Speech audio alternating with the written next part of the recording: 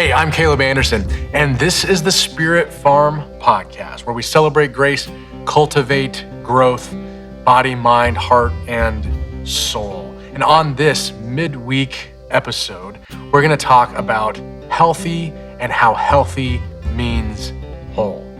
It's the beginning of the year, and we're trying some new things at Spirit Farm. Not only is everybody talking about health and fitness, and so we want to take it further and talk about the real essence of what health means, but we're adding in a fun component to the podcast.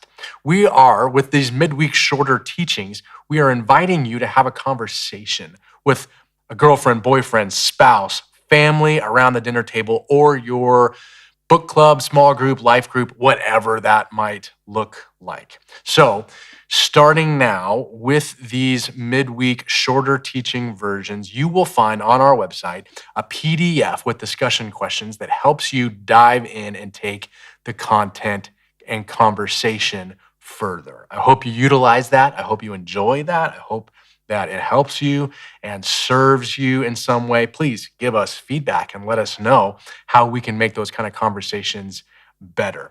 As you have noticed, in the past couple of weeks, we've been talking about health in a variety of ways. Presley talked about nutrition. Hillary has talked about image and beauty. And then my friend Brian has talked about CrossFit. He's talked about physical strength and training and all the stuff that's wrapped up into that. Today, in just these few moments, I want to give you a frame to kind of put around this, a perspective to shape the way we think about and the way we deal with and engage with these kind of health-related topics. And it's what I said at the beginning, healthy means whole. That when we divorce physical fitness, diet, exercise from our mental health, emotional health, spiritual health, we go wrong. Because you can run an ultra marathon and be crazy fit, but on the inside, you can be really sick.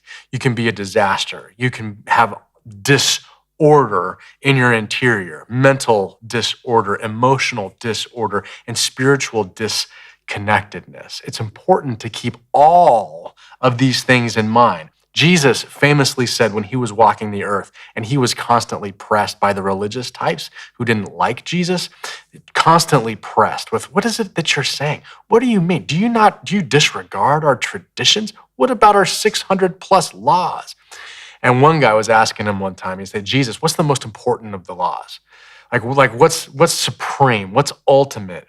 And Jesus simply said, love your God with all your heart, soul, mind, and strength. You do that, and everything else gets taken care of. You love God with all your heart, soul, mind, and strength. And the second thing he said was, love your neighbor or love other people as you love yourself. Body, mind, heart, and soul. Everything else has a way of taking care of itself. That the secret of the universe is that God's designed us with these four components: the physical, the mental, the emotional, the spiritual. This is who we are, and healthy means whole. How do we integrate all of these for health? How do we integrate and not isolate? So just for a moment right now, let's just piggyback off of the conversations that we've had in the last couple of weeks around the body and the mind and how these things interchange and how the whole of us works together. I want to encourage you to just think about two little things: food as fuel. Food as fuel. When it comes to the physical, we're not going to talk about needing to look a certain way. We're not going to talk about needing to weigh a certain weight. I don't think that that's very helpful. You are you. You're designed uniquely. You don't look like anybody else. So don't compare yourself. Don't body shame yourself. Don't play that game. Instead, think about how you can make the most of what you have for the sake of energy.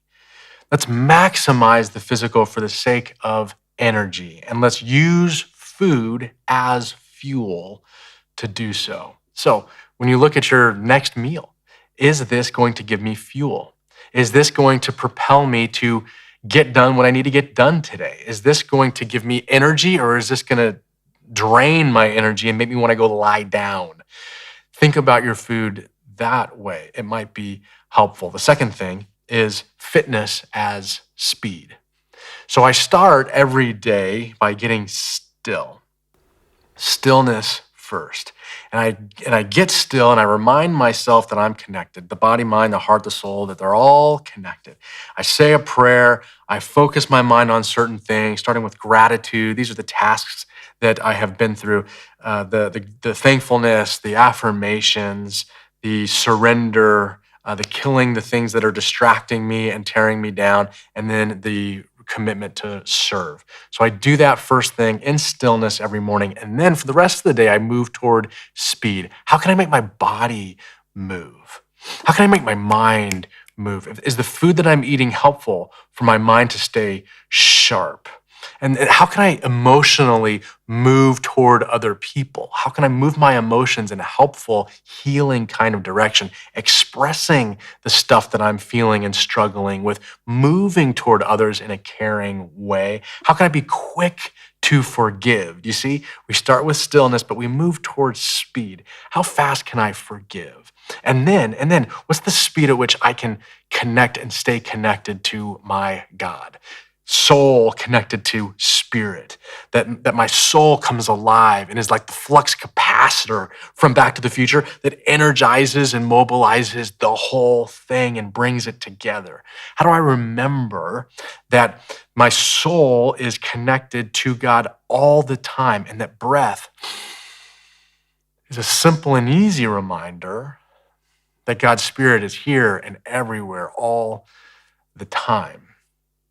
Whole, body, mind, heart, and soul. And you will be healthy to the degree that you and I keep these things integrated every day, each day, all day. Not just diet and exercise, although they're very important. Not just mental health, although very important. Not just emotional health and going to a therapist, although that's good too.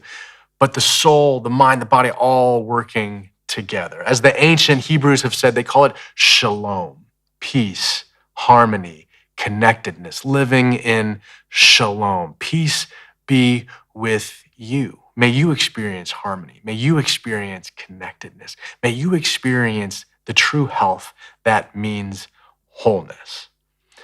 I hope that if this encourages you in any way, that you'll forward it along, that you'll share it with somebody else, and that you will use the group discussion questions that we've provided so that you can have a conversation with whoever it is that you're living with a small group that you might meet with, or anyone that can be an encouragement to you on your journey of life. Until next time.